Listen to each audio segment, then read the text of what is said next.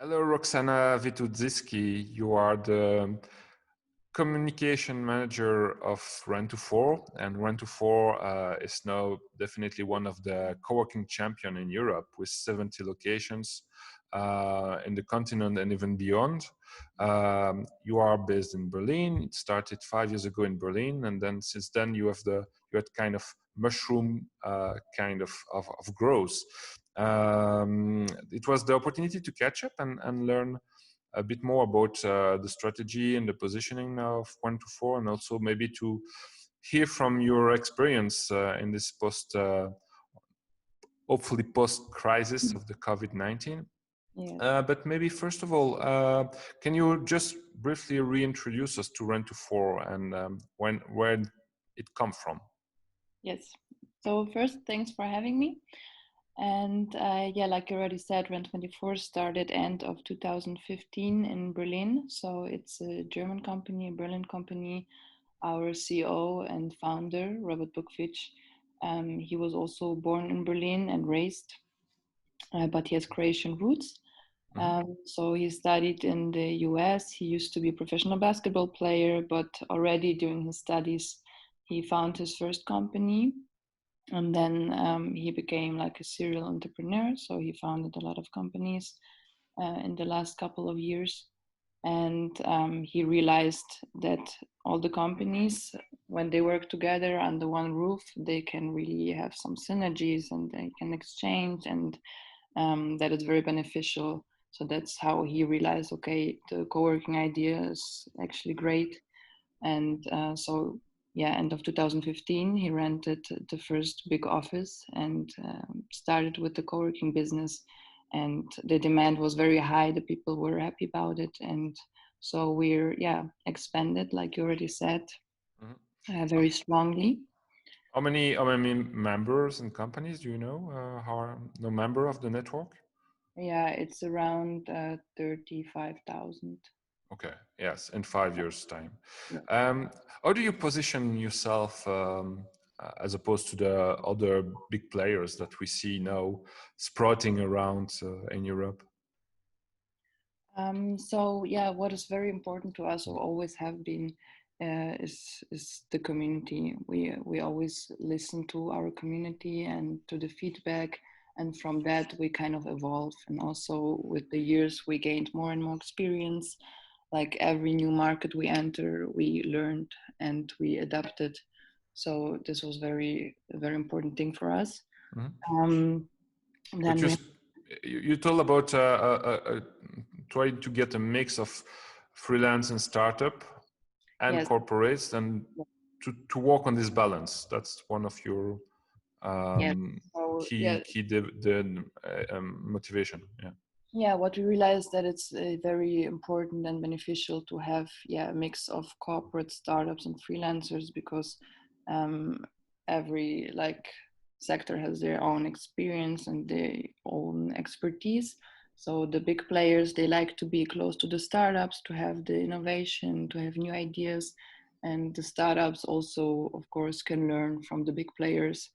And so we see that if they exchange ideas and talk to each other, it's very good for both sides. You had this example also of some partnership which exists in Germany, like the one with Allianz. Can you tell us a little bit Yeah. about it? So we also started to have, next to the mixed locations, let's say, we also have knowledge hubs. So for example, we have a hub with Allianz F200, which is like an insurance company in Germany. And we built a space together where we focus on startups that are in this insurance branch, because also there's, of course, a lot of new topics and the approach to digitalize the whole branch. So yeah, this location, for example, is specialized on that topic. Okay, so you are now in the UK, you are in Israel, you are in the Netherlands, you are in the US, you are in Serbia and Croatia. You told me that indeed the idea was to create a global footprint, a global network. Why is it needed, that global network? Why not choose just have to have, I don't know, 500 location in Germany only, for instance? Because we think that it's very important, like to go with the time, and people are changing everything because of the information age. We get more flexible. We have laptops. We can travel, and we want to travel. So right now, it's of course difficult with the corona, but we realize that people love to have more freedom. So it's very nice if you go to one city and have Rent24, and then you fly across the continent, and then you have the Rent24 again. So you feel a bit like coming home. You have the Mm-hmm. connection to the community. You see the design immediately. You realize, okay, I'm at Rent24. So this is a very nice thing, and also I think important for the future. So the design is similar in all locations, or is the same inspiration everywhere? Yeah, it's adapted. It's not the same. It's not like a Starbucks or Uh, whatever. It's we have an internal design team that really designs every space individually, but there's always like the CI. Yeah, you always realize, okay, it's Rent24. There's some elements that stay. you mentioned to me also that part of the growth was fueled by takeovers, external growth. So you partner up or you buy existing network of co-working spaces. How does it go? And what about the integration of those things? Because we know that mergers is sometimes in the corporate world something quite difficult to achieve. Mm. No, we have a very positive experience with that because for us it was very important to, even if we take over a company, that we keep the local team Mhm. because they know best what the community wants. They know the market the best. So this was very nice for us. So they had the local expertise and we had the global approach. So we could both like help each other. Mhm. And like I said, of course, through phone calls, through technology, it is very easy to catch up, to see what we can do from here, what they need. So this was very positive for us. And what about the next step then? Of course, yes, the times are a little bit tricky for the moment, but so you say global network, but what are the plans for the next months, or what were there, and are you going to catch up with that? Yeah, so we will still expand. Like right now, we are not signing new contracts, Mm-hmm. but when the time changes a bit and eases up, we will continue. And for now, the projects we have already signed, we will also finish, of course, and Mm-hmm. open. And right now, we have a very big project in Berlin on the Kurfürstendamm. There will be a very big new location with terraces and everything. So we are finishing that up. 9,000, yeah, 9,000 square meter. Yeah, it's around 9,000 square meters. And you said it was in the western part of Berlin. Yes, we know that usually the first or big deal of the co-working spaces in Berlin. There was once said, it was once said about the one metro line where all the co-working spaces were spotted. And now you go to it's the western part of Berlin. Does it shows that co-working becomes also something which is spreading outside the natural digital hub or innovation hub of cities? Do you see that happening? Yes, definitely, because like we said already, the big companies, the corporates, they're realizing what benefits they have from it, and also right now through Corona, they Mm. also realized again, okay, actually the people they can also work from somewhere else and they can be flexible. So they're sending project teams or also coworkers that may be living close to their to the co-working space, and they're Mhm. fine with it because they see it is possible and it's even beneficial. Yeah, you have opened in places such as Bremen, which is not it's not what the biggest city in Germany, but it shows also that you it seems that you are trying to reach out to those less big or not only the metropoles but also those other urban areas which needs different ways, different solutions for their workplace, isn't it?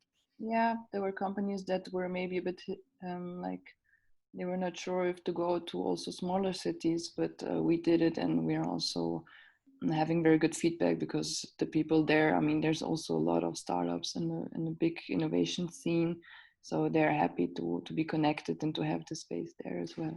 Do you see a demand coming for satellite officing or remote distributed workspaces at once? That people for company, I don't know, Allianz or Daimler-Benz or Mm. whoever, and you can, for instance, have people who from these same companies can work from any Rent24 location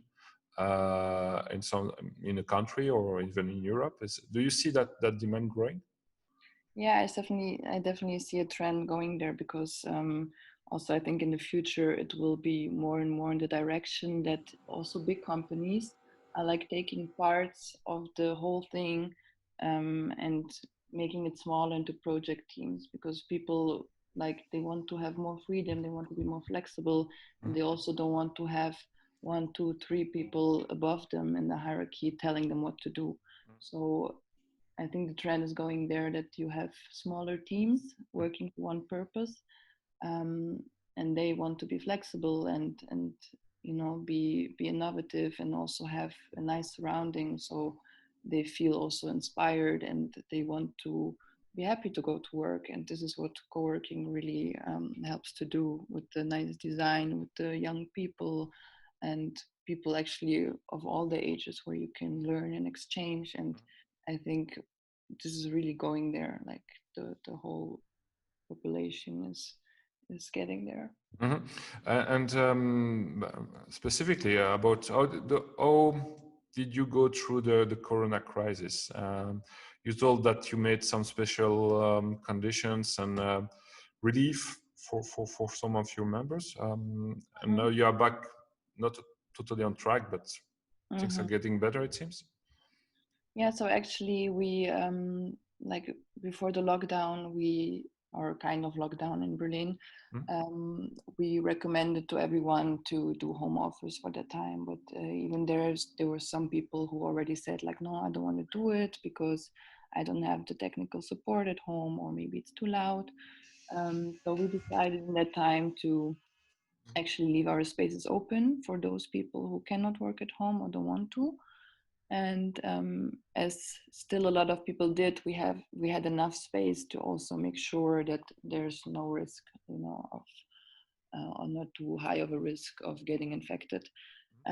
So the other thing we did is to offer support for the smaller companies or the companies who were like really um, struck by all these developments. Mhm. So they were very happy that we offered them support to say, for example, okay, you can pay a bit less if you don't have it right now, or you can pay it a bit later. So people were very thankful about it, and I think that's also very important to always be in the dialogue with Mhm. the community and with the members to also keep them.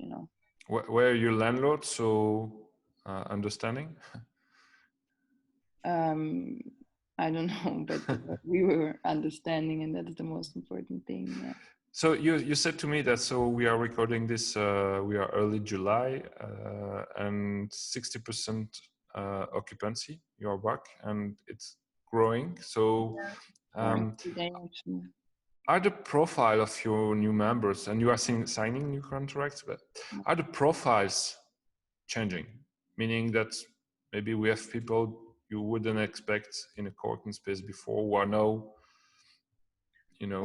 pushing the Not door. really the profiles. I mean, a little bit. For example, we had a lot of students coming in because in Berlin or in Germany, the libraries are also still closed.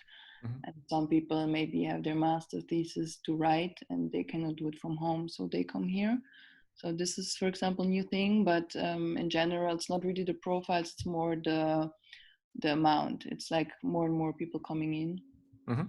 And like I said, also, yeah, maybe more people also from big companies because the companies are also like more flexible now or realize that it is possible. Mhm. And so they are just more tolerant to also allow their employees to come to the co-working space. So you see that impact of the forced home working that all of a sudden let the people and the companies see that remote working was something effective and with value. You see Yes, that impact now. yes, definitely. I mean, there were some companies that were hesitant about it, also about home office. There were still companies who would not allow this, and now they had to.